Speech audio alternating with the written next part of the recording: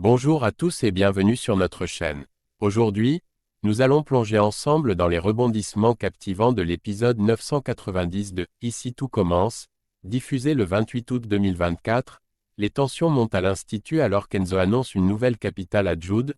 Milan a été arrêté grâce à l'intervention courageuse d'Anaïs. Cependant, la révélation d'une insulte homophobe lors de l'agression de Jude ajoute une dimension encore plus sombre à l'affaire. Pendant ce temps, les relations se compliquent entre Pénélope, Bérénice et Carla, alors que des secrets sont révélés et des alliances sont remises en question. Restez avec nous pour découvrir les rebondissements intenses de cet épisode captivant, où chaque décision pourrait changer le cours de l'histoire. Enzo, incarné par Aziz Diabaté, se précipite pour voir Jude et lui annoncer une nouvelle capitale. Milan a été arrêté et est désormais en garde à vue, grâce à l'intervention courageuse d'Anaïs.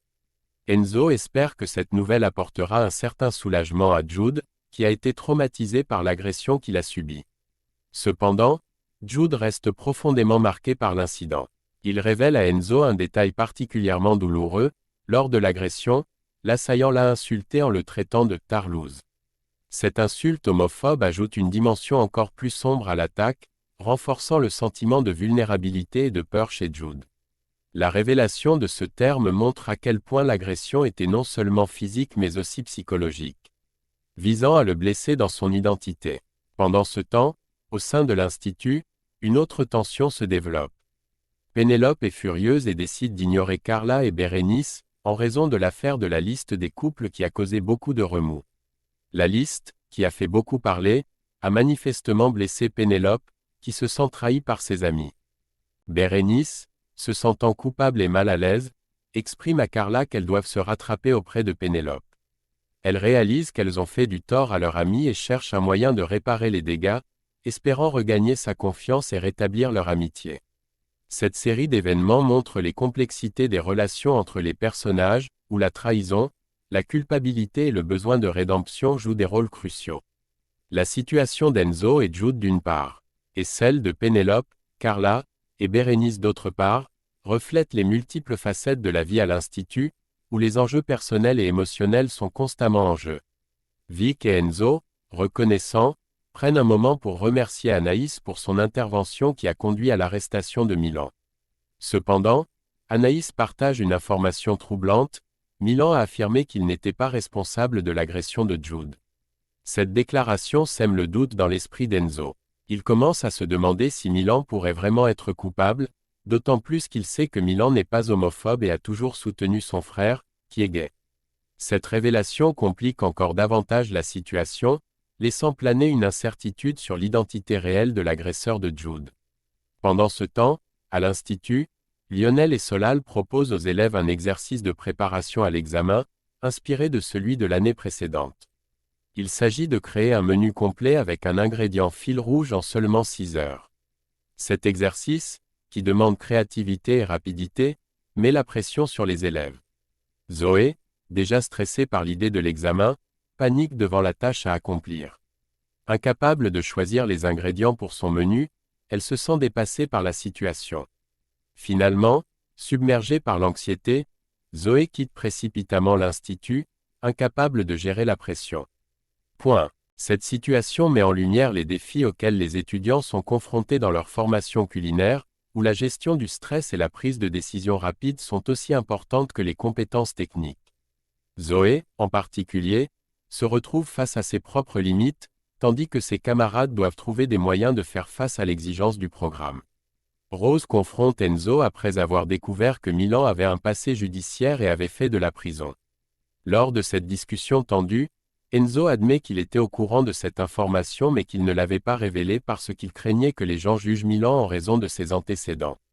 Cette omission met Enzo dans une position délicate, car cela renforce l'idée qu'il manque de transparence et de maturité, ce qui pourrait nuire à sa crédibilité. Delobel, partageant l'avis de Tessier, exprime également des doutes quant à la capacité d'Enzo à occuper un poste de responsabilité. Il estime qu'Enzo n'a peut-être pas encore la maturité nécessaire pour gérer les défis qui accompagnent le rôle qu'il occupe. Consciente de l'importance de cette situation, Rose informe Enzo qu'il a une dernière chance de prouver sa valeur.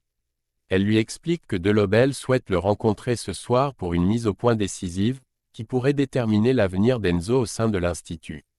Pendant ce temps, l'enquête sur l'agression de Jude progresse, et le véritable agresseur est finalement identifié, apportant un certain soulagement à ceux qui avaient des doutes sur la culpabilité de Milan.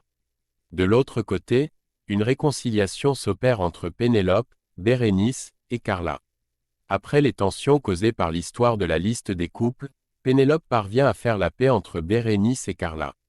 Pour marquer ce nouveau départ, elle décide de s'amuser en faisant des paris amicaux sur les élèves qui réussiront ou non leurs examens. Ce geste léger permet de détendre l'atmosphère et de renforcer les liens d'amitié entre elles, malgré les défis qu'elles doivent affronter. Anaïs et Enzo, déterminés à découvrir la vérité sur l'agression de Jude, se rendent chez Olivia pour lui demander si elle a aperçu l'agresseur. Olivia, bien que témoin de la scène, n'a malheureusement pas vu le visage de l'assaillant. Elle se souvient seulement de l'avoir vu de dos, s'enfuyant rapidement. Un détail attire cependant son attention. L'agresseur portait un sweat à capuche avec l'inscription RCM, Rugby Club, ce qui correspond au club de Matteo. Suite à cette information, Matteo décide de se confier à Jude, Enzo et Anaïs. Il leur avoue qu'un de ses amis, Sohan, a très mal réagi lorsqu'il a fait son coming out. Matteo explique qu'il n'a pas réussi à entrer en contact avec Sohan depuis cette réaction, ce qui l'inquiète. Il redoute que Sohan puisse être impliqué dans l'agression, d'autant plus que le sweat à capuche que portait l'agresseur correspond à celui de leur club de rugby. Matteo exprime sa confusion et son angoisse, se sentant déchiré entre l'amitié qu'il avait avec Sohan et la possibilité que ce dernier soit responsable d'un acte aussi violent. Cette situation crée un climat de tension et d'incertitude, laissant Jude, Enzo et Anaïs se demander comment ils vont gérer cette révélation et protéger Matteo tout en cherchant à rendre justice à Jude. Matteo, déterminé à obtenir des réponses, retrouve Sohan au coffee shop pour le confronter au sujet de l'agression de Jude. Face à l'insistance de Matteo, Sohan finit par avouer qu'il est bien responsable de l'agression. Pris de remords, il reconnaît ses actes et se rend compte des conséquences de son comportement. Enzo, apprenant la vérité, décide d'amener Sohan à la police pour qu'il se dénonce. Il veut s'assurer que Milan, qui a été faussement accusé, ne paye pas pour les erreurs de Sohan. Ce geste montre la volonté d'Enzo de corriger les injustices, même si cela signifie exposer une vérité difficile. Pendant ce temps, Zoé explique à Lionel pourquoi elle a quitté précipitamment l'Institut. Elle raconte que leur père, Stéphane, est tombé en panne d'essence dans les marais alors qu'il se rendait à un entretien d'intérim. Pour l'aider, elle a pris un vélo et un bidon d'essence pour aller le dépanner. Malheureusement, leur père a raté son entretien, ce qui a été un coup dur pour lui. Touché par l'histoire de Zoé et comprenant sa situation, Lionel propose une solution, permettre à Zoé de repasser l'examen le lendemain avec Matteo, lui offrant ainsi une seconde chance de prouver ses compétences. Cependant, tout ne se termine pas sur une note positive pour Enzo. Delobel, déçu par les récentes actions d'Enzo, lui fait savoir qu'il a perdu sa confiance. En conséquence, il informe Enzo qu'il peut oublier la co-direction du master, un poste qu'Enzo espérait obtenir. De plus, Delobel annonce sa décision de fermer le restaurant éphémère, mettant ainsi fin à un projet auquel Enzo tenait beaucoup.